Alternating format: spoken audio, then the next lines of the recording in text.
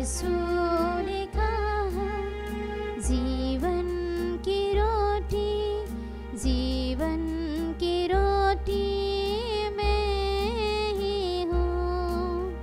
यीशु ने कहा जीवन की रोटी, जीवन की रोटी मैं ही हूँ।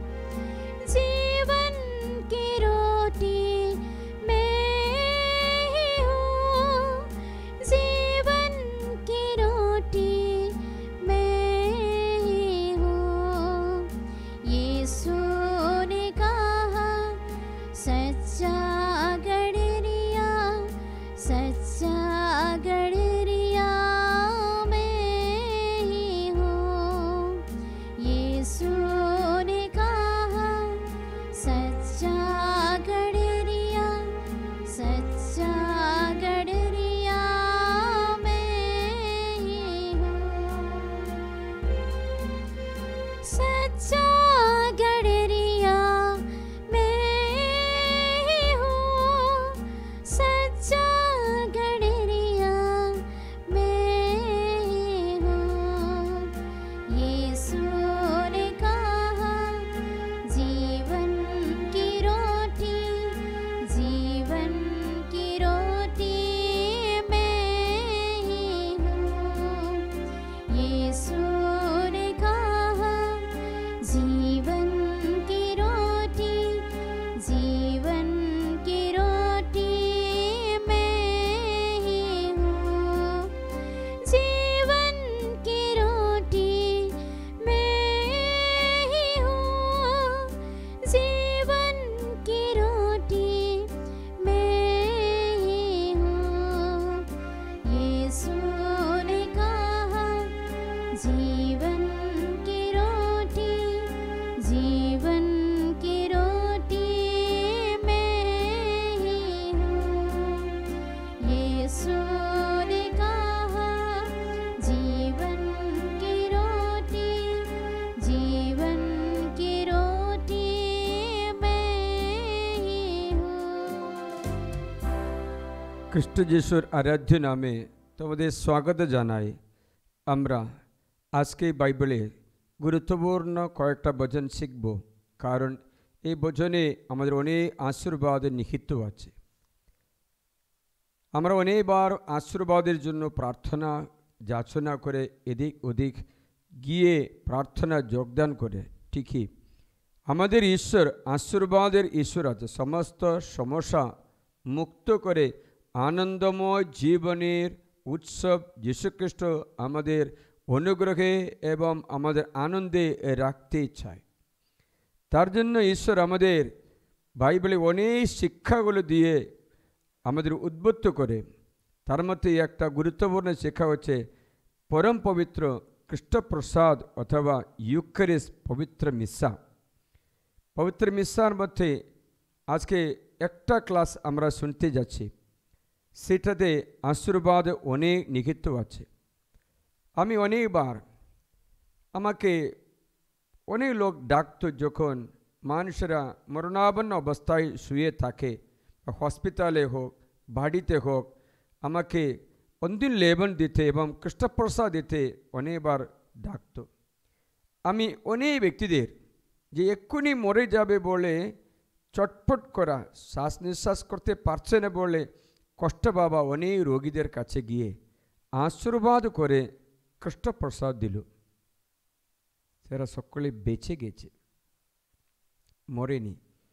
একটা ঘটনা আমি স্মরণ করি যে একটা মহিলা যার ক্যান্সার রোগে মারাও গেছিল, কিন্তু ঈশ্বরের একটা আশীর্বাদ আমি তাকে বললাম 18 দিন তুমি গির্জায় এসে মিশা যোগদান করবে, খ্রিস্টপ্রসাদ গ্রহণ করবে, তবে তোমার জীবনে এটা চমৎকার অলৌকিক কাজ হবে, তুমি যা ভয় করে তা হবে না। সেই মা আমাকে বেটা বলে ডাকে, রোজ গির্জায় আসে। আমার খুব খুশি হলো। 18 দিনও আসে, খ্রিস্টপ্রসাদ গ্রহণ করে। তখন দেখলো কিচ্ছু হয়নি, চমৎকার অলৌকিক কাজ কিচ্ছু হয়নি, কিন্তু 18 দিনের পরে সে মারা গেছে। তখন আমার কষ্ট হলো, এটাতে কি ব্যবহার, এটা তো ভালো চমৎকার হবে বলে তো মারা গেছে হবে, এটা তো মানুষের দুঃখের বিষয় আছে। তখন এসে বলেছেন, যাও তার কাছে গিয়ে আশীর্বাদ করো। তখন আমি খাবার খেতে বসেছিলাম দুপুরে, খাবার ছেড়ে দিয়ে পবিত্র জল হাতে নিয়ে বই খাতা নিয়ে দৌড়ে গেলাম। গিয়ে তার কাছে গিয়ে দেখলাম শরীর ঠান্ডা হয়ে গেছে, শ্বাস নিঃশ্বাস তো বন্ধ হয়ে গেছে, মোটামুটি 1 ঘন্টা টাইম হয়ে গেছে, শক্ত হয়ে গেছে। ওটা উত্তরাণীতে যে কোর্টইয়ার্ড না, ওখানে রেখে বিছানায় একটু পাতা মেলে কি ওখানে রাখছে। আমার মনে কষ্ট হলো। তখন আমি প্রার্থনা করলাম, প্রভু এ তো 18 দিন প্রার্থনা করতে এসেছিল, কষ্টপ্রসব গ্রহণ করলো, কি হলো? যিশু তখন জানিয়ে দিয়েছে, তুমি তাকে নাম ধরে ডাকলে সে জীবন ফেরত পাবে। তাই ওই সময় চিৎকার করে নাম ধরে ডাকলাম, সে আস্তে আস্তে শ্বাস নিঃশ্বাস ছাড়তে শুরু করলো, হাঁচি করে এমন স্বপ্ন থেকে উঠার মতো উঠে আর মোটামুটি 10 বছর বা 11 বছর আবার জীবিত বেঁচে গেছে। তখন আমি বুঝতে পেরেছি এই কৃষ্ণপ্রসাদের কিছু আছে, যে মানুষের হারানো অনুগ্রহ ফিরে দেওয়ার। আর এরকম অনেকটা আছে। আমি হসপিটালে 11 নিয়ে আসা ব্যক্তি, বাড়ি আসার আগে তো আইসিইউ থেকে বের হয়ে বাড়িতে আসতে শুরু করেছে। মানে হচ্ছে তাহলে এই কৃষ্ণপ্রসাদ, এই 11 এই কৃষ্ণপ্রসাদ গ্রহণ করাতে কি আছে। আমি নিজে আমার বাড়িতেও যখন মা অসুস্থ ছিল, তখন পালপ্রয়োগকে ডেকে কৃষ্ণপ্রসাদ দিল, ভালো হয়ে গেছে। সেটা কারণটা আমি বুঝতে পেরেছি। বাইবেলে আজকে প্রথম শিক্ষাটা পাবো এই কৃষ্ণপ্রসাদ অথবা পবিত্র মিশা। ঈশ্বর মানুষকে অনুগ্রহের জন্য সৃষ্টি করেছে। এই অনুগ্রহ তারই বচনে নিহিত আছে। এই বচন দেহ ধারণ করে আমাদের মধ্যে বাস করে, সে হচ্ছে যীশুখ্রিস্ট। সেই যীশুখ্রিস্ট মাংসরূপে আমাদের দান করা হচ্ছে ইউখারিস্ট। তাহলে যখন কৃষ্ণপ্রসাদ গ্রহণ করে সে ব্যক্তি জীবন পেতে পারে। যীশু বলেছেন যে আমার শরীর মাংস গ্রহণ করে খায়, সে অনন্ত জীবন পেয়ে যায়। যীশু নিজে বলেছেন, আমি জীবন, আমি সত্য, আমি পথ, যখন 14 অধ্যায়ে 6 পথে। তাই যীশুখ্রিস্টের আজকে সুসমাচারে, যখন সুসমাচার আজকে আমরা সকালে মিশার মধ্যে শুনলাম, অধ্যায় 6তে 52 থেকে শুনলাম, তাই না? এতে ইহুদিরা নিজেদের মধ্যে তর্ক করতে লাগলো। তারা বলছিল, লোকটি কী করে তার নিজের মাংসটা আমাদের খেতে দিতে পারে? শুনছিল যিশু বলে, আমরা মাংস খাও বলেছে, কী করে খেতে দিতে পারে? আমরা তো নরভোজী নেই তো। যিশু তাদের বললেন, আমি তোমাদের সত্যি সত্যি বলছি। যখন যিশু কথা বলে, যিশু তো ঈশ্বর, এরকম বলে, আমি তোমাদের সত্যি সত্যি বলছি।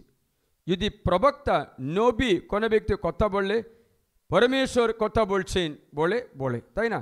কিন্তু যিশু যখন ওরকম বলে না, ঈশ্বর বলছে বলে না, বাইবেল বলছে বলে না, আমি তোমাদের বলছি, সত্যি সত্যি বলছি, মানে হচ্ছে দৃঢ়ভাবে বলছি, তোমরা যদি মানবপুত্রের মাংস না খাও ও তার রক্ত পান না করো, তবে তোমাদের অন্তরে কোনো জীবন নেই।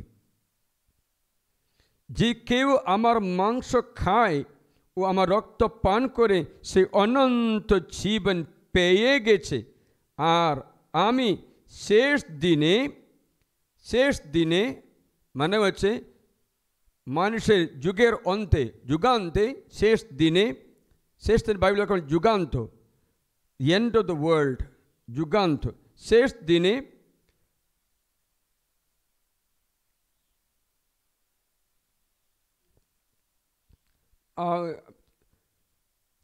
তাকে পুনরুত্থিত করব।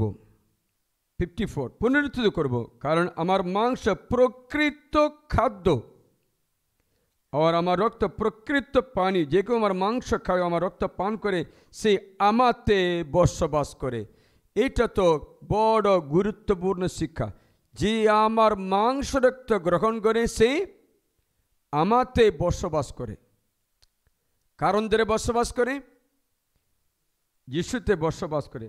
তাহলে আমরা কি করে বলতে পারি এসো প্রভু যিশু, এসো প্রেমময়, তোমার প্রেম পেতে হৃদয় মোর বড়ই ব্যাকুল। এসো প্রভু যিশু। এই গানটা আমরা কখন গাই? কমিউনির সময় গাই, তাই না? অ্যাকচুয়ালি আমরা আমাদের অন্তরে যিশু আসছে নাকি আমরা যিশুতে প্রবেশ করে? কোনটা সত্য? কোনটা সত্য? এই বাইবেলটা শুনবেন, আমরা যিশুতে প্রবেশ করি বা যিশু আমাদের অন্তরে প্রবেশ করে? যিশু আমাদের অন্তরে। তাহলে এই বচনটা কি আমাকে জানিয়ে দাও। যে আমার মাংস খায়,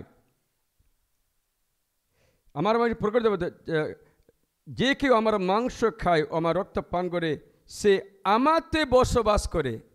কারণ ধরে বসবাস করে? যিশুতে। তাই যিশু আমাদের অন্তরে নাকি? আমরা যিশুতে বসবাস করি, আর আমি তার অন্তরেও বসবাস করি। শুনছো না? শুনছো? আমরা যিশুতে প্রবেশ করি, যিশু খ্রিস্টের অন্তরে প্রবেশ করি। যিশু আমাদের অন্তরে প্রবেশ করেছে, আমরা যিশুতে প্রবেশ করি। উদাহরণ বললে, যিশু বিশ্বজগতের সৃষ্টিকর্তা, সব বড় মানুষ।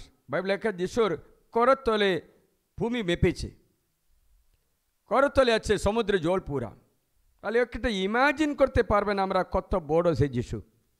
সেই যিশু বাইবেলে সন্দেহ থাকলে জেরেমিয়া ইসাইয়া গ্রন্থ মনে হচ্ছে 40 অধ্যায়, আমি তোমাদের পড়ে শোনাবো, তখন জানতে পারবো। 40 অধ্যায়ে লেখা আছে পদ সংখ্যা 12তে, কে নিজ করতলে এই সংসারকে মেপেছে। দেখবেন, আমি তোমাদের শোনাচ্ছি ইসাইয়া 40 verse 12। Isaiah 40 verse 12 পেয়েছো তোমরা? আমি সময় শোনাচ্ছি, শুনিয়ে। নিজ করতলে কে বা মেপেছে জলরাশি, বিক্ষত দিয়ে নিরূপণ করেছে আকাশমণ্ডল, এক পাত্রে করে ধরে রেখেছে পৃথিবীর ধুলা, দাঁড়ি পাল্লায় ওজন করেছে পাহাড় পর্বত, তুলাদণ্ডে উপপর্বত সকল।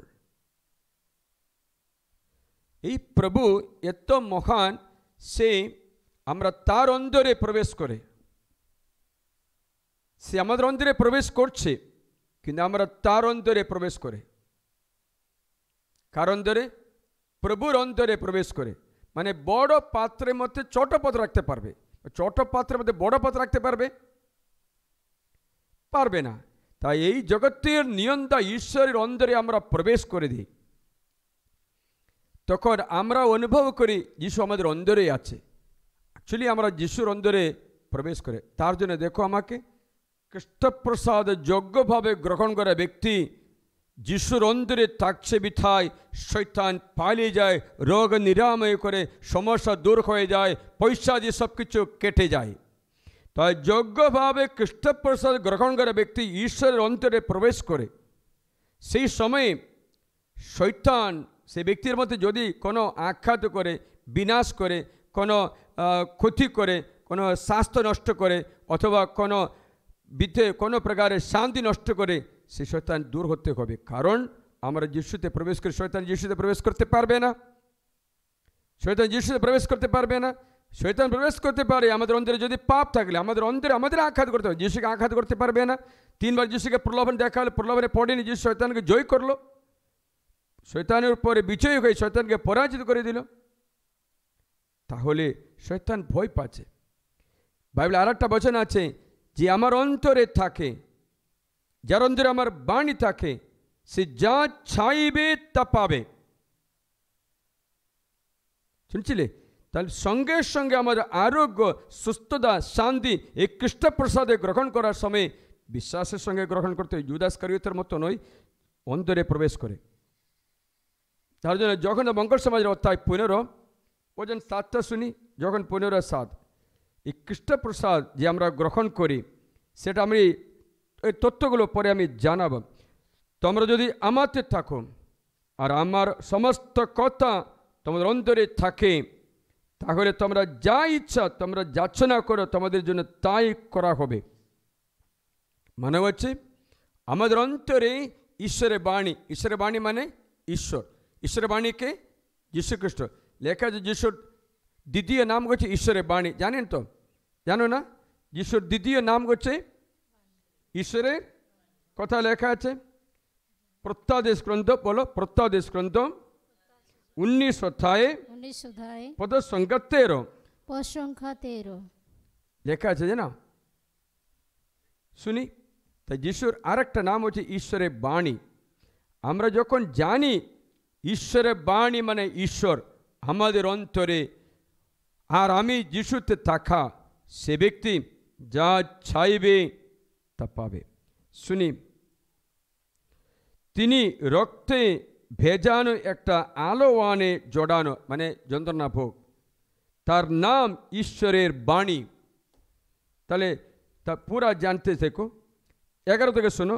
আর আমি দেখতে পেলাম স্বর্গলোক উন্মুক্ত, আর দেখো সাদা একটা ঘোড়া, যিনি তার পিঠে আসেন, তিনি বিশ্বস্ত ও সত্যময় নামে অভিহিত। তিনি ধর্মময়দার সঙ্গে বিচার করেন ও যুদ্ধ করেন। তার চোখ দুটো অগ্নিশিখা, তার মাথায় অনেক কিরীট, এবং নিজে দেখে তিনি এমন এক নামে চিহ্নিত যা তিনি ছাড়া অনেকে জানেন না।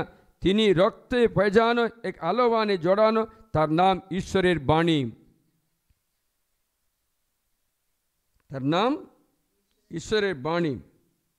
তাই যীশুখ্রিস্টের আরেকটা নাম ঈশ্বরের বাণী। তাই যখন এবং 15 অধ্যায় শুনি 7 পথে, যে যার অন্তরে আমার বাণী থাকে, যে আমাতে থাকে, যার অন্তরে আমার বাণী থাকে, যে তোমরা যদি আমাতে থাকো, আমার সমস্ত কথা তোমার অন্তরে থাকে, তাহলে তোমরা যা ইচ্ছা তোমরা যাচনা করে তোমাদের তাতে দেওয়া হবে।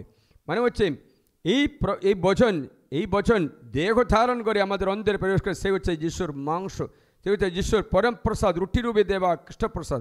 সে ব্যক্তি গ্রহণ করে, সে ব্যক্তি প্রভুত্বে বাস করে, প্রভুত্বে বসবাস করে, প্রভু তার অন্তরে বসবাস করার অনুভব পায়।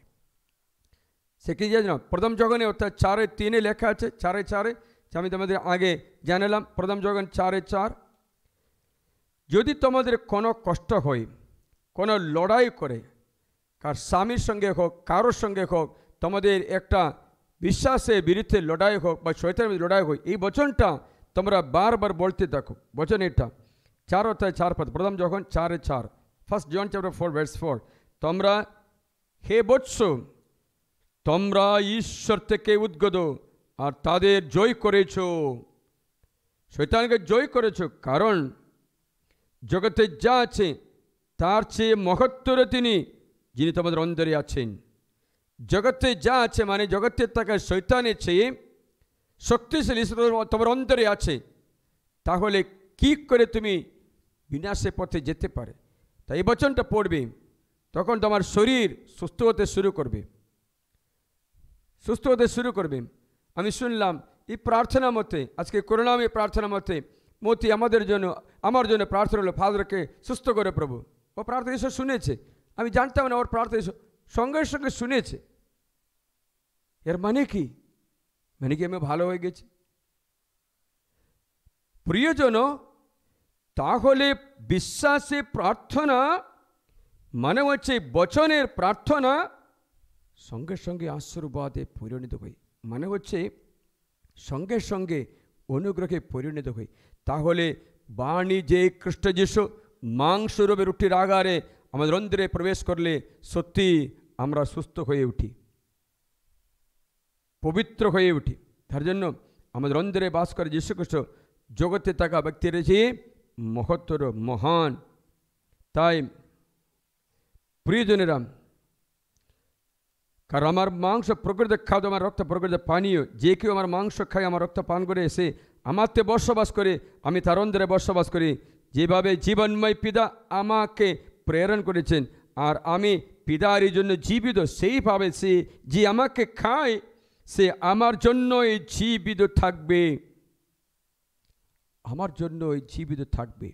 প্রিয়জনেরা, সেই বিষাক্ত ঔষধ যীশুখ্রিস্টের মাংস রক্ত, সেটা খেতে ঈশ্বর আমাদের আক্রমণ করে। তখন এর যে প্রারম্ভ একটা হিস্টোরি, একটা ইতিহাস এটা জানায় কেন আমরা বলি অর্পণ করব, কেন আমরা রবিবার জীবনে কখনো ছাড়বে না।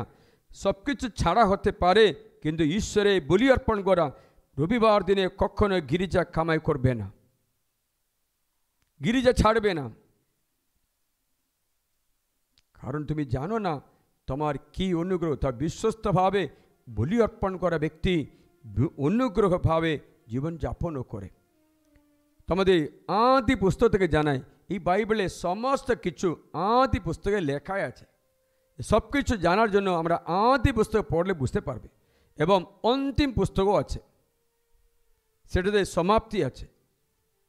তাই জন্য শয়তান কখনো চাইবে না তুমি আদি পুস্তকে জানো, এই অন্তিম পুস্তকে জানো। প্রত্যাদেশ গ্রন্থ ও আদি পুস্তক। আদি পুস্তকে আদম হবার একটা পাপ ছিল। পাপটা কি জানো? নিষেধ করা গাছের ফল খাওয়া। যিশু নিষেধ করেছে তোমরা ভালো মন্দ গাছের ফল মাত্র খাবে না, বাকি সব কিছু খাও। সেখানে জীবন বৃক্ষ আছে, সেটাতে খাও, তো জীবন পেয়ে থাকে। ভালো মন্দ বৃক্ষের ফল মাত্র খাবে না, খেলে মরে যাবে। কিন্তু আদম কি করলেন? ওইটাই খেলো যে নিষেধ করা, অহংকারে পাপ হলো। এবং শয়তানে মিথ্যা কথা বিশ্বাস করে, ঈশ্বর আজ্ঞা লঙ্ঘন করে পাপ করে। শয়তান সত্যি বললে আদম হওয়াকে ভুলিয়েছে, মিথ্যা কথা বলে ভুলিয়েছে। যাই হোক, তখন ঈশ্বর কী করলেন? প্রথম বলি অর্পণ, আমাকে দেখো, প্রথম বলি অর্পণ ঈশ্বর নিজেই করে, চিহ্ন স্বরূপ বলি অর্পণ। আমার আশ্চর্য হলো এই চিহ্ন স্বরূপ এটা বলি অর্পণ ঈশ্বর সেখানে শুরু করে দেয়। সেটা কি জানো? আদি পুস্তকে 3 অধ্যায়ে লেখায় আছে, ঈশ্বর আদম হবার জন্য একটা মেষ শাবক নিয়ে এসে তাকে কাটল, কেটে তার চামড়া দিয়ে আদম হবার পাপ ডেকে রাখল।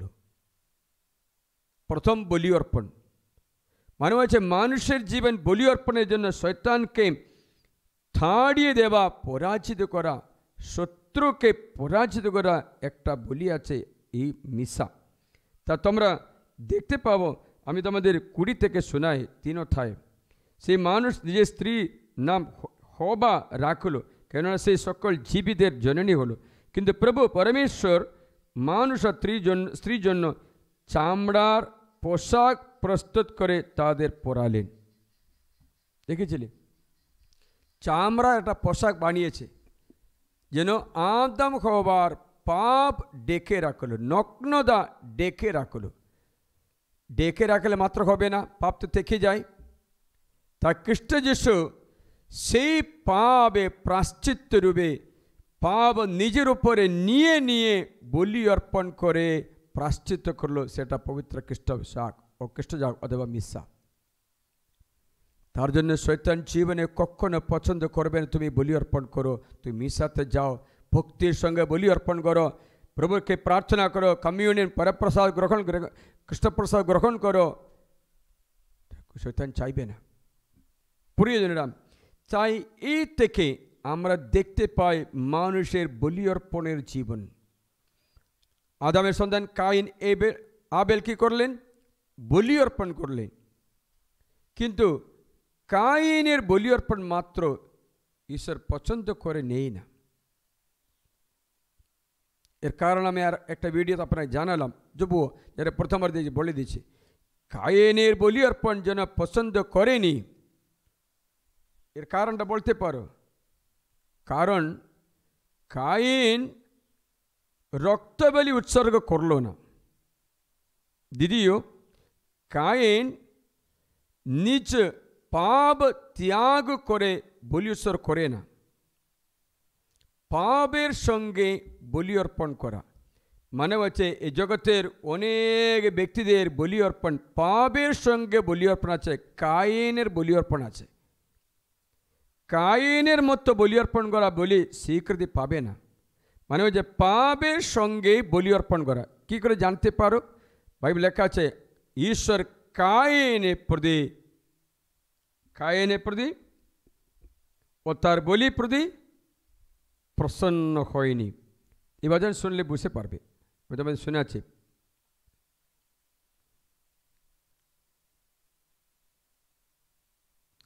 এইভাবে সময় কাটতে লাগলো। একদিন কাইন ভূমির ফল প্রভুর কাছে অর্ঘ্যরূপে উৎসর্গ করল। আবেলও নিজের পশুপালের প্রথম চাঁদ কয়েকটা শাবককে ও তাদের চর্বি উৎসর্গ করল। প্রভু আবেলের প্রতি ও তার অর্ঘ্যের প্রতি মুখ তুলে চাইলেন, কিন্তু প্রভু কায়েনের প্রতি ও তার অর্ঘ্যের প্রতি মুখ তুলে চাইলেন না। কাকে গ্রহণ করল না? কায়েনকে গ্রহণ করতে পারেনি। তার ফলে কায়েনে বলি অর্পণও গ্রহণ করতে পারেনি। তা এখন আপনারা জানতে চাইলে কেন কায়েনকে গ্রহণ করতে পারেনি, লেখা আছে। সাধু পল এই বিষয়ে ব্যাখ্যা করে এটা বচন শেখায়। বচনটা শিখবে রোমিও অধ্যায় 12। রোমিও অধ্যায় 12 এটা সঙ্গে করে পড়লে বুঝতে পারবে। অধ্যায় 12 এক বচন শুনি। অতএব হে ভাই, ঈশ্বরের সত্য কোটি করুণার খাতিরে আমি তোমাদের অনুরোধ করছি, তোমরা নিজেদের দেহ উৎসর্গ করো। কি উৎসর্গ করতে বলেছি? দেহ উৎসর্গ। প্রথমে দেহ স্বীকৃতি পেলে পরে তুমি উৎসর্গ করা বলিও স্বীকৃতি পাবেন। প্রথমে তোমার দেহ উৎসর্গ করো। অনেক খ্রিস্টানরা বলি অর্পণ করছে, কিন্তু পাপময় দেখে বলি অর্পণ করছে।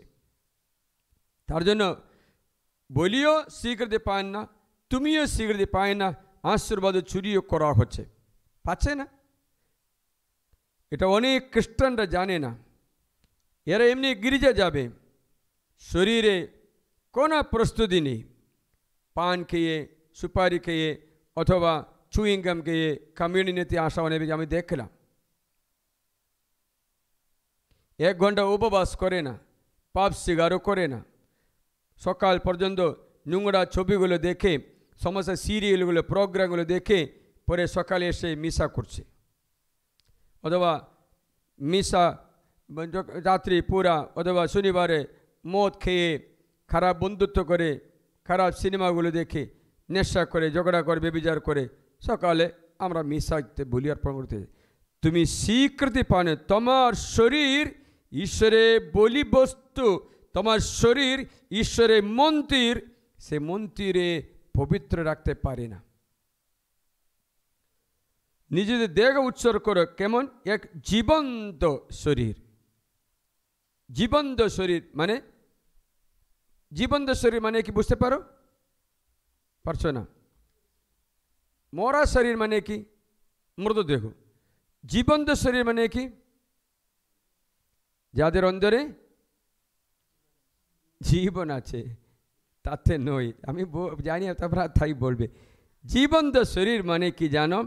তোমরা প্রথম তিমোথী অধ্যায় 5 সংজ্ঞা 6 পড়লে বুঝতে পারো জীবন্ত শরীর, মারা শরীর। 1 তিমোথী চ্যাপ্টার 5 ভার্স 6 তোমরা শরীর উৎসর্গ করবে, তাই জীবন্ত শরীর উৎসর্গ করবে। জীবন্ত শরীর মানে মারা শরীর নয়। এখানে এই বচন 6টা এটা পড়ি। কিন্তু যে বিধবা ভোগবিলাসিতায় জীবন কাটায়, সে জীবিত হয়েও আসলে মৃত।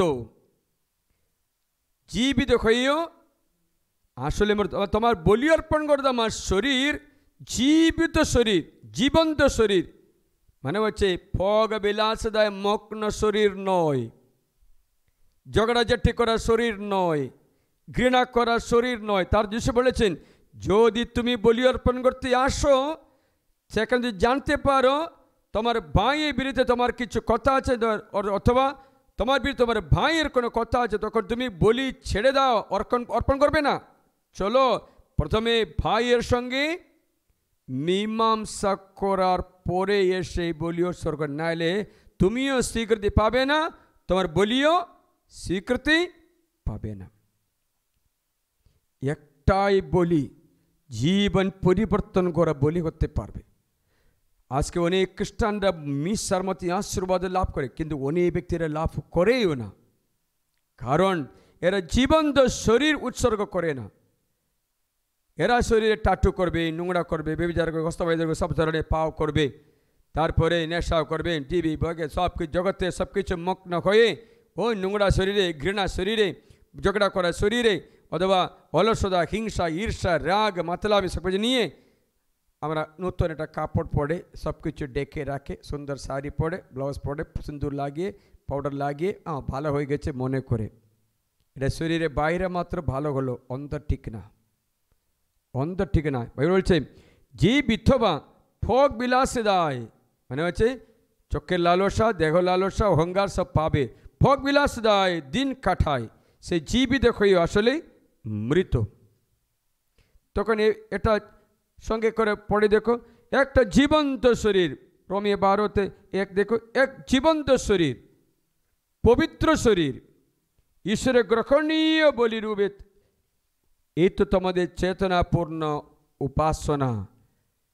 এ তো আমরা চেতনাপূর্ণ উপাসনা, বুঝতে পারছিলে? তখন কাইনের বলি অর্পণ ঈশ্বর স্বীকৃতি পায় না, কারণ শরীর ভালো মতো পরিষ্কার করেনি, পাপের মতো ছিল। কী করে জানতে পেরেছে? তারপরের অ্যাকশনটা দেখো, কি করলেন? ভাই আবেলকে নিয়ে গিয়ে হত্যা করেছে। শোনো, হঠাৎ করে একজন আরেকজনের হত্যা করবে না, মনের মতো কোনো খারাপ থাকতে হবে আগে, তাই না? কেন একজন হঠাৎ তোমাকে মারে না কেন? তোমার বিরুদ্ধে ওনার কিছু নেই, কিছু থাকলে তো হত্যা করবে, তাই না? কিছু নেই, মানে হচ্ছে কায়েন মনে আগে ছিল, তার জন্য তার শরীর অপবিত্র হয়ে গেছে, সেই বলি অর্পণ স্বীকৃতি পায় না। কিন্তু আবেল এই বলি ঈশ্বর গ্রহণ করলেন, আবেল এই বলি ঈশ্বর গ্রহণ করলেন। এই লড়াইতে যখন কায়েন আবেলকে মারে, আবেল ফিরত কায়েনকে মারে না, মারে না। যাই হোক, সেখানে দেখতে পাচ্ছি বলি অর্পণ, বলি অর্পণে ফেল হওয়া কায়েনের অবস্থা তোমরা জানতে পারো, অসুস্থ, মানসিক রোগীর মতো, উদ্দেশ্য বিনা পালিয়ে পালিয়ে যাওয়া ভবগুরুর মতো ঘুরতে লাগে। কাজ করতে গেলে আর্থিক উন্নতি নেই, ভূমি ফসল দিচ্ছে না, বাস করতে গেলে লোকের থেকে মারতে আসে, শান্তি নেই, গ্রামে বাস করতে পারছে না কোথাও। শুনছো না? শুনছো? এটি এই ফলটা শুনি, তোমার 11 পদ, আদি বছর 4 ঈশ্বর জানাচ্ছে, আর এখন অভিশপ্ত তুমি, বিচ্যুত হো সেই মাটি থেকে যা তোমার হাতের কর্মের ফলে তোমার ভাইয়ের রক্ত গ্রহণটা মুখ খুলেছে। তুমি মাটি যতই চাষ করো না কেন, মাটি তোমাকে তার নিজের শক্তি আর দেবে না।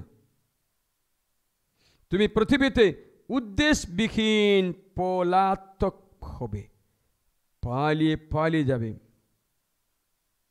কায়েন প্রভুকে বললেন, না, আমার দণ্ডের ভার অসহনীয়, দেখো তুমি আজ পৃথিবীর বুক থেকে আমাকে তাড়িয়ে দিচ্ছ, তাই আমাকে তোমার বিরুদ্ধে সম্মুখে থেকে নিজেকে লুকোতে হবে, পৃথিবীতে আমাকে উদ্দেশ্যবিহীন পলাতক করতে হবে, কেননা যে কেউ আমার দেখা পাবে সে আমাকে হত্যা করবে। দেখেছিলে ওর পরিণাম? দেখেছিলে? অশান্তি, মানসিক চাপ, রোগ ব্যাধি, আর্থিক সমস্যা, সব ধরনের অশান্তি। কথা শুরু করলে বলি অর্পণের ভুলের মধ্যে। মানুষের আহ্বান, বলি অর্পণ করো। তাহলে আমি প্রথমে প্রারম্ভে বলে দিলাম, কষ্টপ্রসব গ্রহণ করার সময় শরীরে সুস্থতা লাভ করে, রোগ নিরাময় হয়। প্রিয়জন, এই কাইন, এই আবেল, এর বলি আমরা দেখতে পেলাম। বাইবেল শিখাচ্ছে মানুষ বলি অর্পণের জীবন যাপন করো, সমস্ত আশীর্বাদের জন্য বলি অর্পণ, মানে মিশা পবিত্র খ্রিস্ট যাগ, মানে হচ্ছে রবিবার পালন করো। লেখায় আছে তো, রবিবার পালনকারী ব্যক্তির কী কী অনুগ্রহ লেখা আছে? তুমি প্রভুতে আনন্দ পাবে, দেশে সর্বোচ্চ স্থানে ছড়বে, যাকবের উত্তরাধিকার ভোগ করবে, যে কোনো কাজে যাও উপরে উপরে যাবে, নিচে নিচে নয়। শুনছো? ইসাইয়া 58, আইসাইয়া 58, 13, 14 সে বলে যে সাব্বত লঙ্ঘন করা ব্যক্তি আশ্রয় থেকে দূর হয়ে যায়, সাব্বত পালন করা ব্যক্তি দেশে উচ্চ চাল করতে চড়বে, যাকবের উত্তরাধিকার ভোগ করবে, সব কিছুতে আনন্দ পাবে। মানে হচ্ছে আমাকে দেখো, অনেক রোগ ব্যাধিগুলো এই দুঃখের কারণে হচ্ছে। আজকে জেসিকে বলি না, ফাদার ডায়াবেটিস অনেক করছে টেনশনের জন্য, অথবা ডায়াবেটিসও করতে পারে, বলেন আজকে। আমরা জানি যে থাইরয়েড, ডায়াবেটিস বা অনেক রোগগুলো অনেক টেনশন থাকলে বেড়ে যায়, ঠিক বলেছি কি না? তাহলে অনেক রোগ ব্যাধিগুলি, প্রেশারগুলো, এই হাই প্রেশারগুলো, এই রোগ ব্যাধিগুলো কী করে হচ্ছে? নিরাশা অথবা আনন্দের অভাবে হচ্ছে। এই আনন্দ কত থেকে পাবে? আমাকে উত্তর দাও। বাইবেল বলছে ঈশ্বরে কৃষ্ণপ্রসাদের মধ্যে আনন্দ রাখা আছে। বাইবেল দেখবেন যেন কৃষ্ণপ্রসাদ গ্রহণ মানুষ সুস্থ হচ্ছে। আপনারা দেখবেন জাকারিয়া গ্রন্থটা খুলবেন না, জাকারিয়া মনে হচ্ছে 9 অধ্যায়ে, খুঁজতে হবে, জাকারিয়া 9 অধ্যায়ে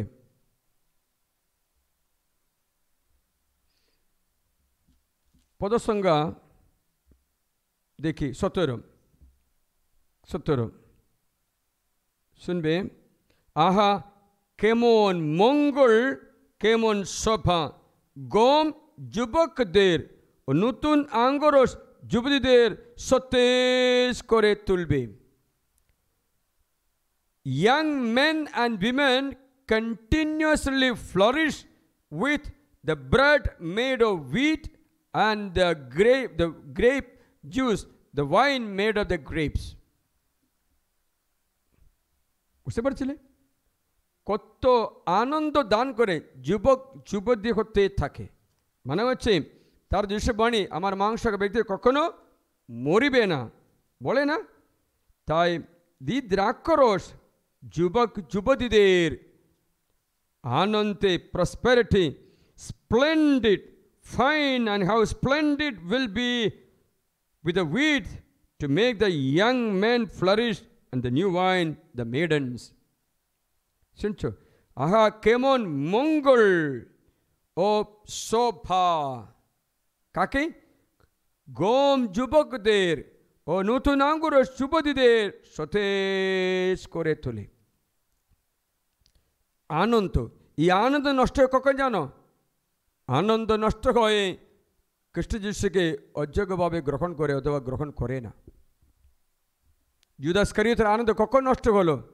পয়সা হাতে নিয়ে আসা আনন্দ নষ্ট হয় না। অন্তিমপর্যায়ে আসলো, পা ধুইল, জাদুকত্ব দিল, কষ্টপ্রসাদ দিল, সেই সময়ে আনন্দ নষ্ট হয়ে যিশুর সঙ্গে থাকতে পারছে না, চলে গেল, রাতে চলে গেল। প্রিয়জনেরা, how the wheat and the wine makes young men and women happy and always flourishing, সতেজ সবুজ আশিসে ধন্য। তাহলে খ্রিস্টপ্রসাদ গ্রহণ করা কতই না মঙ্গলকর আপনারা জানে, বাইবেলে লেখা আছে।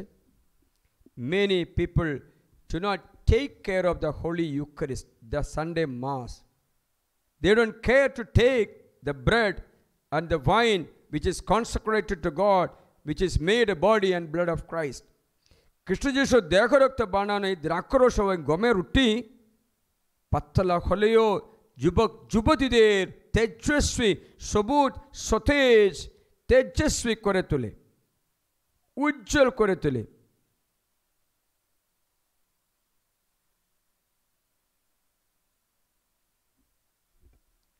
Hallelujah, hallelujah. তাই আনন্দের অভাবে মানুষের শোকের কারণে রোগের কারণে শয়তানও তোমাদের সঙ্গে তোমাদের অনুগ্রহ নষ্ট করতে থাকতে পারে। কিন্তু খ্রিস্টপ্রসাদ গ্রহণ ব্যক্তি কারণ দিয়ে প্রবেশ করবে, প্রভুতে প্রবেশ করে। প্রভু তার অন্তরীয়, মানে হচ্ছে এখন শয়তান দেখলে কাকে দেখতে পাবে? প্রভুকে দেখতে পাবে, প্রভুকে দেখতে তা আসতে পারবে না। আমি এটা তামাশা একদিন একটা ভিডিওতে আপনাকে জানালাম, মনে আছে কি জানি না, যারা আগে ভিডিও দেখলো ওটা বুঝতে পারে। এটা একদিন একটা ব্যক্তি প্রার্থনা করতে গির্জে আসলো, তখন ফাদার বলেছিলেন, দেখো যিশুকে নিয়ে চলো, তবে তোমার ঘরে কোনো অসুবিধা হবে না, অসুবিধা হলেও সঙ্গে সঙ্গে মুক্তি পাবে, কারণ যিশু তোমাকে রক্ষা করবে। সে খুব আনন্দ হলো। ফাদার কী করে নিয়ে যাবে যিশুকে? যিশুকে ডাকলে আসবে, ডাকো, আসো, যিশু আসবে। কিন্তু যিশু আসার ঘর, যিশুর মন্দির পবিত্র, তার জন্য বাড়িটা সাফসুদ্ধ করতে হবে, নোংরা টোংরা কিছু রাখতে নেই, তাহলে প্রভু আসবে না। কারণ বাইবেল লেখা আছে, যদি তোমার জমি মানে তোমার শরীরও তোমার বাড়িও কোনো দৃষ্টিকটু কিছু থাকলে সে তোমাকে ছেড়ে দিয়ে চলে যাবে, থাকবে না। বাইবেলে লেখা আছে অনেক ব্যক্তিদের বাড়িতে প্রভু থাকতে পারছে না অথবা থাকছে না। মনে রাখবেন, অনেক কনভেন্টেও আশ্রমেও অথবা আমাদের নিজে বাড়িতে প্রভু থাকতে পারছে না। কী করে প্রভু থাকবে? বাইবেলের বচনটা শোনাবো। বাইবেল বলছে, তোমাকে রক্ষা করতে, তোমার শত্রুদের পায়ে নিচে মারিয়ে দেবার জন্য তোমার পরমেশ্বর প্রভু তোমার শিবিরের মধ্যে যাতায়াত করেন। শুনছো? আমি তো শুনেছি, দ্বিতীয় বিবরণ 23 হতে কখনো ভুলবে না, 15 পদ,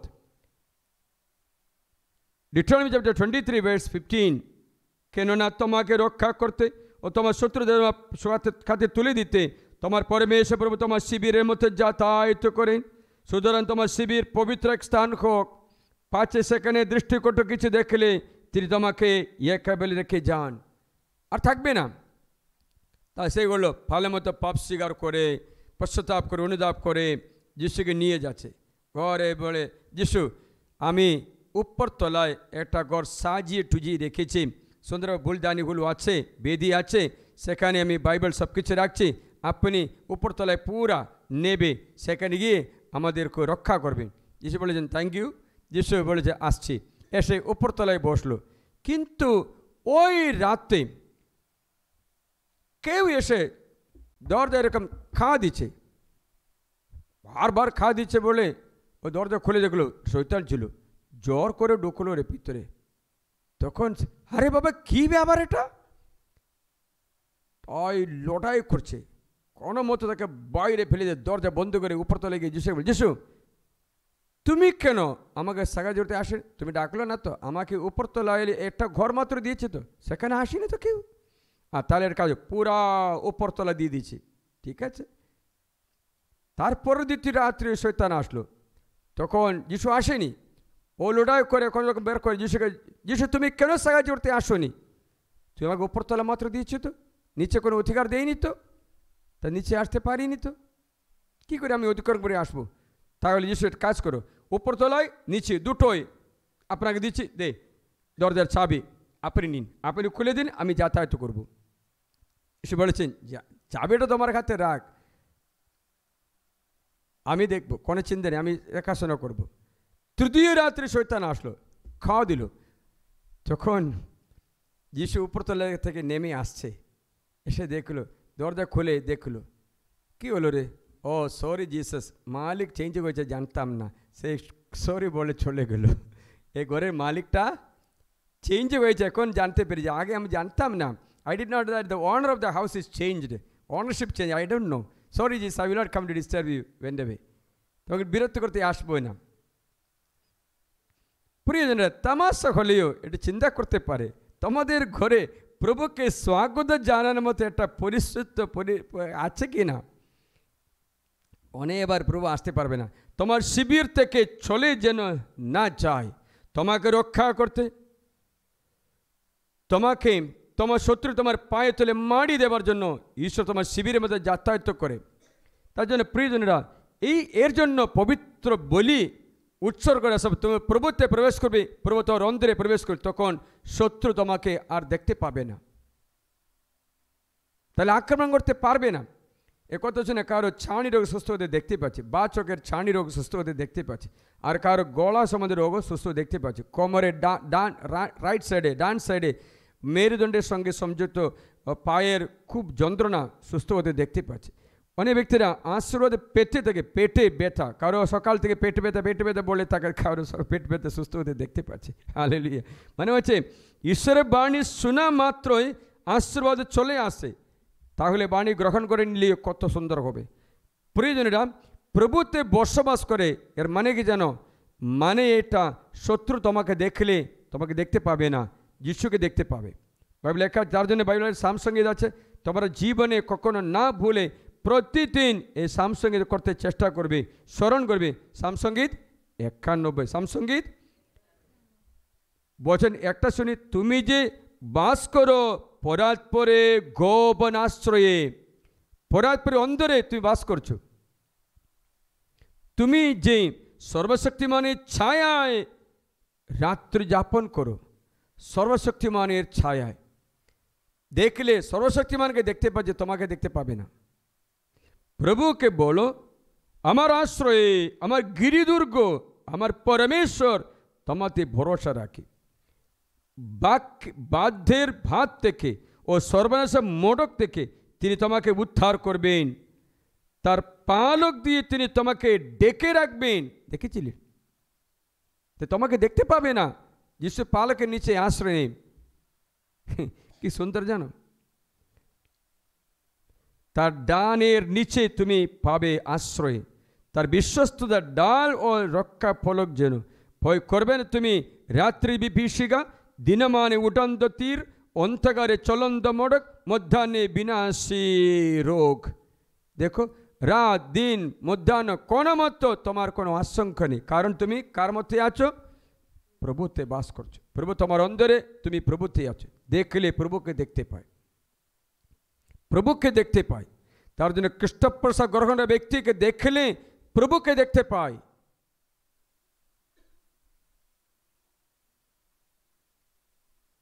শুনছ? তাই কাইন তা ভালো মতো করেনি, কিন্তু আবেল করলেন, আব্রাহাম করলেন। আব্রাহাম বলি অর্পণ করলেন। আব্রাহামের জীবনের বিজয় হওয়ার কারণ দেখতে পাও, আব্রাহাম 7টা বলি অর্পণ করলো, 7টা বলি অর্পণ। আব্রাহাম ডাক পেলে ওই সময় প্রথমে কি করলেন? বেদি তৈরি করে বলি অর্পণ করলেন। জানাবো মানে হচ্ছে আমাদের জীবনী আশীর্বাদের তো স্বরূপ এই এই বলি অর্পণ, এই মিশা। আমি তোমাদের শোনাচ্ছি, আব্রাহামের ডাক থেকে শোনাই। আব্রাহাম ঈশ্বর ডাকিয়েছেন 12 অধ্যায়ে, আদি পুস্তকে 12 অধ্যায়। সেখানে কি করলেন? আব্রাহাম সঙ্গে সঙ্গে বলি অর্পণ করলেন। 12 অধ্যায় পদ 7, Abraham built an altar to Yahweh who had appeared to him, বেদি তৈরি করলেন। আবার দ্বিতীয় বেদি, আবার সেকেন্ড থেকে 8 পদে, 7 পদে আব্রাহাম বলি অর্পণ, 8 পদে আবার আব্রাহাম আই প্রদেশে প্রবেশ করে বলি অর্পণ করলেন, যজ্ঞ বলি প্রস্তুতি করলেন।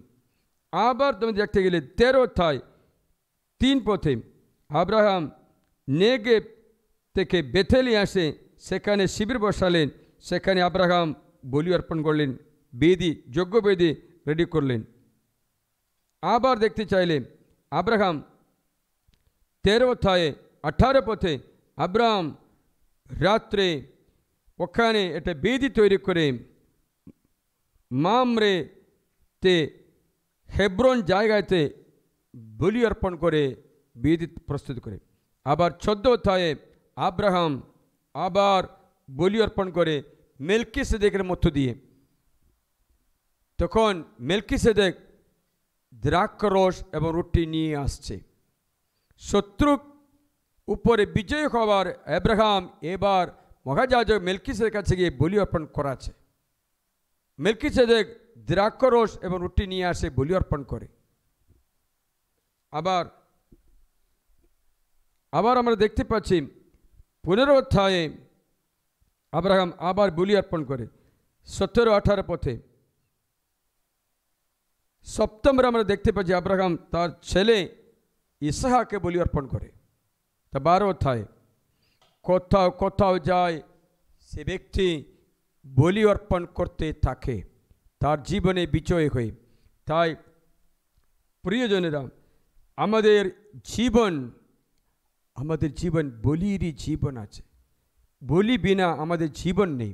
তার জন্য যদি সম্ভব প্রতিদিন মিশা করতে যাও, না তো রবিবার দিন মিশা কখনো ছাড়বে না। সেখানে গিয়ে পাপ স্বীকার করে পবিত্র অন্তরে পবিত্র শরীরে যিশুকে গ্রহণ করো, পরে প্রভুতে থাকো, প্রভু তোমার অন্তরে, তখন যা চাইবে সব কিছু পাবে। রোগ নিরাময় হয়ে যায়, শয়তান পালিয়ে যায়। আমরা এত অনুগ্রহের স্রোত, এই ঔষধ মাত্র অনেকবার খাই না, আমাদের রুষ্টপুষ্ট করে, আমাদের যৌবন কাল শক্তিশালী করে, আমাদের প্রার্থনা সাড়া দেয়। কালকে আমি যদি অন্য কোনো দিনে এদের দ্বিতীয় অর্থ জানিয়ে দেব। বলি অর্পণের দ্বিতীয় ভাগ, একটা তো প্রথম পুরাণ সন্ধি প্রারম্ভ মাত্র। আমরা এই শিক্ষাগুলো বাইবেল থেকে পাই, যেন আমরা আমাদের ছেলে মেয়েদের শিখিয়ে দেবে। আমি আমার বাপ মা থেকে শিখিয়েছি। বাপ মা ছোট্টবেলা থেকে গির্জায় নিয়ে যায়, সেখানে গিয়ে হাঁটুঘাত করে, হাত জোড় করে, কিছু জানি না, তবুও পুরো যা বলে আমেন বলে সেখানে শুরু করা একটা জীবন এখন বেদি পর্যন্ত পৌঁছে গেছে। Hallelujah, praise the Lord, hallelujah. তা প্রিয়জন যোগ্যভাবে বলি অর্পণ করে, এই বলি আমাদের যিশুর অন্তরে প্রবেশ করতে দেয়। যিশু আমাদের অন্তরে প্রবেশ করে, তার আমরা পরাৎপরে একান্ত আশ্রয়ে নিজের ঘরে শত্রু আমাদের দেখতে পাবে না। আমরা আমাদের জন্য ঈশ্বর নিজে লড়াই করে। তা মাত্র না, একটা খ্রিস্ট যিশু বলেছেন, আমার মাংস খাও তবে অনন্ত জীবন পেয়ে যাবে। মানে হচ্ছে পাপের বিষাক্ত ঔষধ হচ্ছে জীবন দেওয়া যিশুর দেহ রক্ত। তা যোগ্যভাবে গ্রহণ করে এই ভিডিও দ্বারা কখনো রবিবার দিন মিশা ছাড়বে না। জীবনে সব কিছু ছাড়া হোক না কেন, মিশা নয়। তা তুমি আজ থেকে বলির জীবন যাপন করে দেখো, তোমার প্রার্থনা পুরা একদম সুন্দরভাবে জীবন চলতে শুরু করবে। তখন তুমি বাইবেল বুঝতে পারবে, জীবনে ঘটনাগুলো বুঝতে পারবে কেন এটা হয়েছে।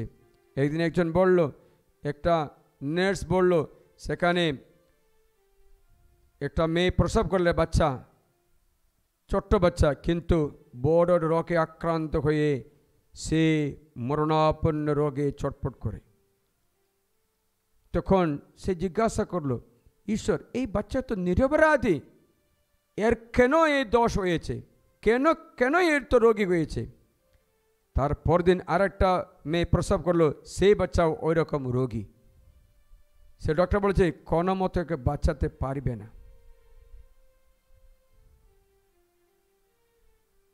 তাকে মরতে দাও, বাঁচতে হবে না, বাঁচবে না।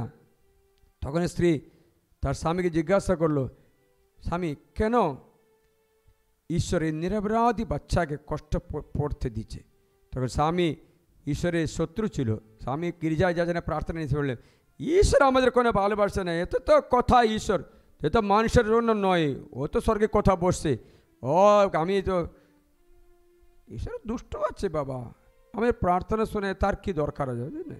তখন তার স্ত্রী যে বিশ্বাস তাও হারিয়ে গেল। সে এরকম কষ্টের মধ্যে থাকার সময় একজনকে প্রশ্ন করলেন, কেন এরকম করছে? সে নাকি তাকে বলল, প্রভু এর দ্বারা অনেক লক্ষ ব্যক্তিদের পরিত্রাণ করবে। এই দুটো বাচ্চার দুর্ঘটনা দ্বারা লাখো লোকদের পরিত্রাণ করবে। কি করে পরিত্রাণ হয়? এ তো বাঁচতে পারছে না। সে বলল, প্রার্থনা করো, হবে। তখন সে নার্স প্রার্থনা করতে শুরু করে। তখন স্বামী তাকে পরিহাস করে দিয়ে, প্রার্থনা করলে হবে? কোনো ঔষধ খেলে কিছু হবে? এই প্রার্থনা করলে কী হবে? কি হলো? সেই বাচ্চা দুটো বেঁচে গেছে। ডক্টর যে ছেড়ে দিয়েছে বেঁচে গেছে। তা ঘটনা সেখানে শেষ হই না। সে নার্স আগে সিদ্ধান্ত নিল, আমি এই নার্সের কাজ ছেড়ে দেবো, একরকম বাচ্চাদের দেখাশোনা পারছে, মন কষ্ট লাগছে। সে একদিন কি হলো, তার স্বামী ছেলে গাড়ি করে কোথাও যাচ্ছিল, গাড়ি উল্টে গেছে।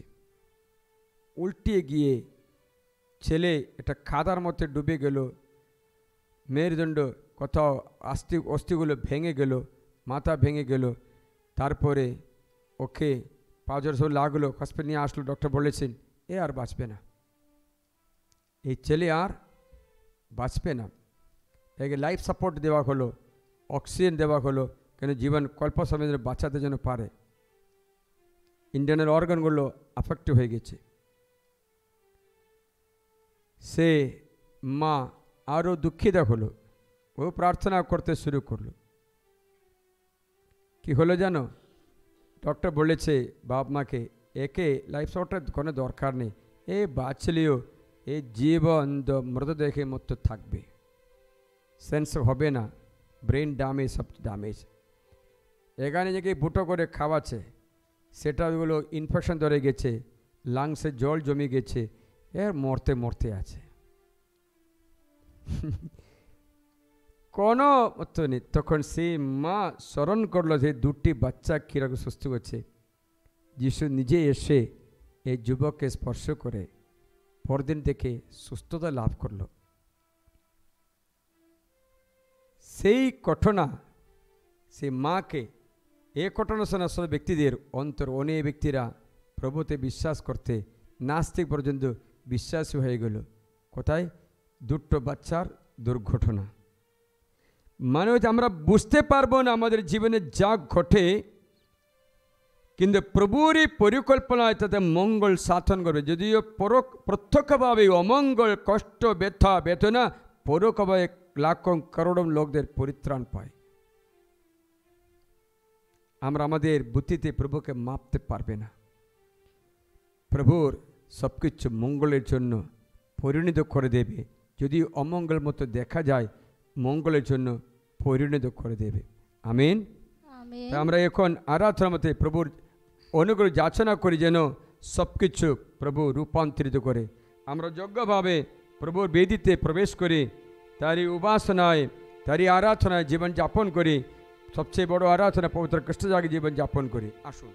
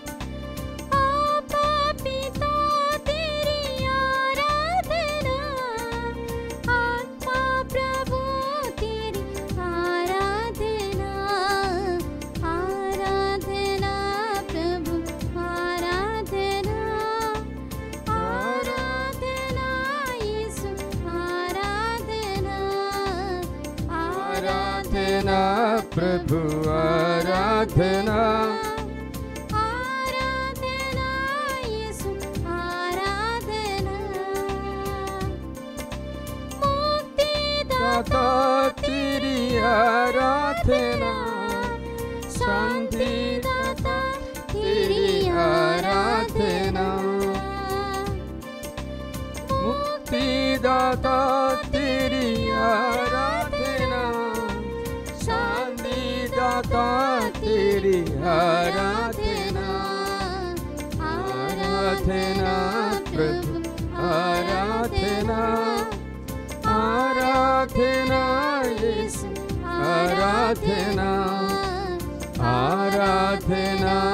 प्रभु आराधना आराधना यीशु आराधना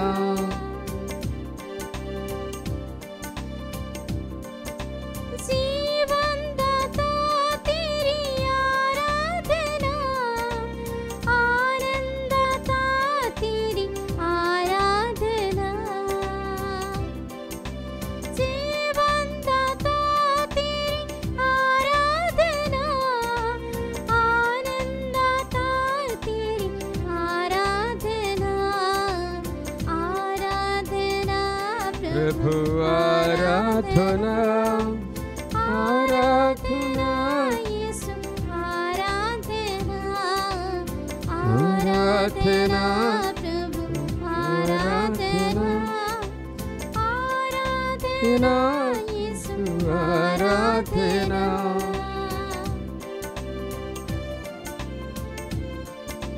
जीवन रोटी तेरी आराधना जीवन ज्योति तेरी आराधना जीवन रोटी जीवन रोटी तेरी आराधना जीवन ज्योति तेरी आराधना आराधना प्रभु आराधना आराधना यीशु आराधना आराधना प्रभु आराधना आराधना यीशु आराधना हाथ बाड़िए আমরা প্রভুর কাছে বলি হে প্রভু যিশু हे प्रभु जी জীবন্ত ঈশ্বর জীবন্ত রুটির আকারে রুটির আকারে আমাদের মধ্যে উপস্থিত আমাদের মধ্যে আমরা উপস্থিত তোমার আরাধনা করি আমরা তোমার আরাধনা করি পূর্ণ হৃদয় দিয়ে পূর্ণ হৃদয় পূর্ণ দিয়ে মন দিয়ে পূর্ণ মন দিয়ে সর্বশক্তি দিয়ে সর্বশক্তি আরাধনা দিয়ে করি তোমার আরাধনা করি স্তুতি প্রশংসা করি স্তুতি প্রশংসা ধন্যবাদ করি, জানাই ধন্যবাদ হে জানাই। প্রভু যিশু হে প্রভু যীশু আমরা তোমার সান্নিধ্যে আমরা তোমারই সান্নিধ্যে নম্র চিত্তে নম্র চিত্তে প্রার্থনা প্রার্থনা উপাসনা করে উপাসনা আমাদের করে নিজেদের দেহ আমাদের নিজেদের দেহ উৎসর্গ করে উৎসর্গ করে পবিত্র পবিত্র জীবন্ত জীবন্ত এবং ঈশ্বরে এবং ঈশ্বরের গ্রহণীয় গ্রহণীয় বলিরূপে বলিরূপে আমাদের প্রতি করুণা করো আমাদের প্রতি করুণা আশীর্বাদ করো আশীর্বাদ হালেলুয়া হালেলুয়া হালেলুয়া হালেলুয়া, এই আরাধনা মতে হালেলুয়া, আপনাদের প্রার্থনা পূর্ণ হয় হালেলুয়া, এই পরম প্রসাদ কৃষ্ণ প্রসাদে দর্শনে মাত্র শরীরে মানে সুস্থতা লাভ করতে পারে খ্রিস্ট যিশুর করুণায় সমস্ত বাধাগুলো দূর করতে পারে তারই সঙ্গে তারই মধ্যে তারই দ্বারা সবকিছু সম্ভব যিনি আমাকে শক্তি যোগান তার মধ্যে আমরা সবকিছু করতে পারি এই ভজনের শক্তিতে আশীর্বাদ করে বিশ্বাস করে বাধাগুলো দূর করে দে আশীর্বাদ লাভ করে প্রভুর করুণা আমরা দেখতে যেন পাই hallelujah hallelujah hallelujah hallelujah hallelujah hallelujah hallelujah আমরা আমাদের পরিবার বলি অর্পণের পরিবার হয়ে যায় আমরা আমাদের ঘরে যদি কেউ বলি অর্পণ করে না আমরা তাদের হয়ে প্রভুর কাছে বলি অর্পণ করে প্রার্থনা করি প্রভু আমাদের প্রতি করুণা করো আমাদের পরিবারকে বাঁচাও আমাদের প্রিয়জনকে বাঁচাও প্রিয়জনেরা বলি অর্পণের সময় আপনার সমস্ত নিবেদনগুলো প্রভুর কাছে সমর্পণ করে আরাধনা করবে হালেলুয়া হালেলুয়া হালেলুয়া এখন হালেলুয়া পবিত্র কৃষ্ণপ্রসাদ আশীর্বাদ আমাদের গ্রহণ করো তোমাদের রোগ ব্যাধিগুলো এই আশীর্বাদে নিরাময় হয়ে যায়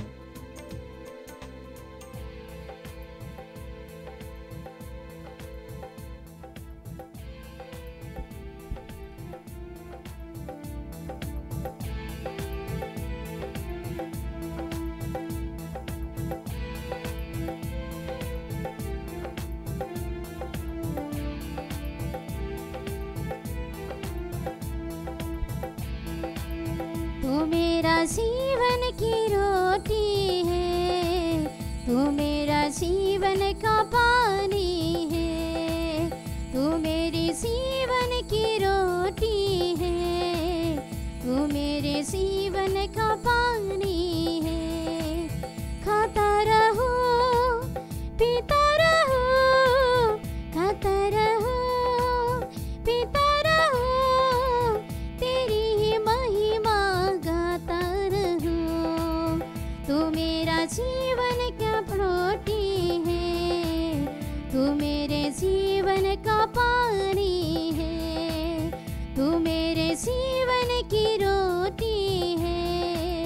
तू मेरे जीवन का